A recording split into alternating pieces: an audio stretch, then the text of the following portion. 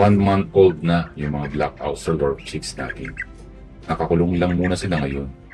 Okay ang kain, okay ang pag-inom ng tubig. And maayos naman yung condition nila. Sa ganitong edad, importante na hindi lang palaki ng palaki, kundi sinisigurado rin natin protektado sila sa mga sakit. Pabakunahan natin sila ng Fowlpox vaccine using yung Wingweb method. Sa itong live vaccine, and usually, isang beses lang talaga ito binibigay. After ng bakuna, normal lang na kung medyo tahimik sila.